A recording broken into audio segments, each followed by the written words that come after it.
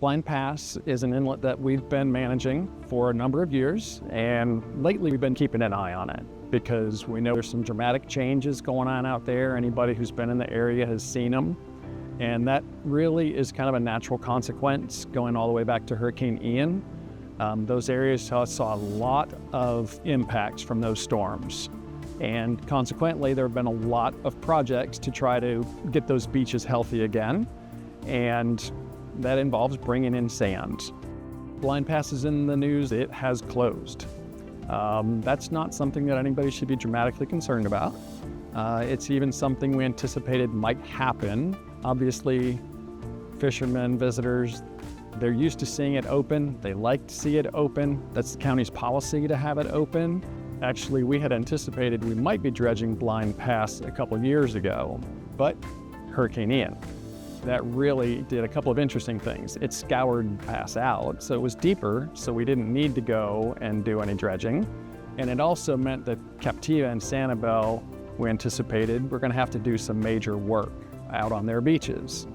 And sand doesn't stay in one place on a beach. Anybody who's been to the beach and stops and thinks about if they're digging a hole or playing down near the shoreline, building a sandcastle, whatever, it doesn't stay there because the waves move that sand around, and they're supposed to. That's part of the natural function of a healthy beach.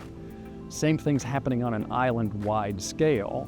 So once it's reached that final shape, that equilibrium, that's when we want to go in and do the dredging so that, if you think about it, it's just a hole where we're dredging it out. We don't want that hole to fill right back in with the sand that's still moving off of Captiva and Sanibel. The timing really is dependent on when we think the beach has kind of reached its equilibrium and that sand has settled out, and our surveys help us know that, and the aerials help us know that. The other thing that will influence our schedule will be things like shorebird and sea turtle nesting, as you can't have heavy equipment out there running around on the beaches while there's sea turtle nests there. The other thing is, weather events. It's really a trade-off on the pros and cons being open and closed. The reason that the County Commission made the policy choice to have it open was primarily for the ecosystem benefits. That water can exchange between the Gulf and Pine Island Sound, and that helps to keep the water quality better. Certainly the fishing's better on the bridge when that water's moving. And so it was an ecosystem approach that really drove that project forward. The other thing that happens, though, is when the water's moving in and out, it's moving that sand with it, and so it actually increases the erosion stress on some of the adjacent beaches. So right now in a closed condition, the sand can more easily move. It's trying to move from Captiva south onto Sanibel. It can do that more easily when the pass is closed. So it could be a short-term benefit for Sanibel in terms of their eroded beaches, but it's a balancing act, and that's why it is a managed inlet.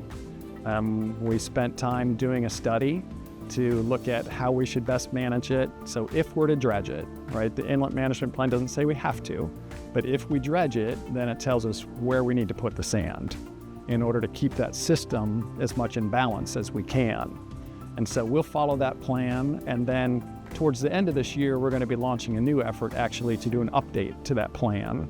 So probably somewhere in 2028, because it's going to require a lot of data and analysis, we'll have a plan update, and that'll tell us should we be doing anything different to help with the long-term management and success of keeping that inlet open.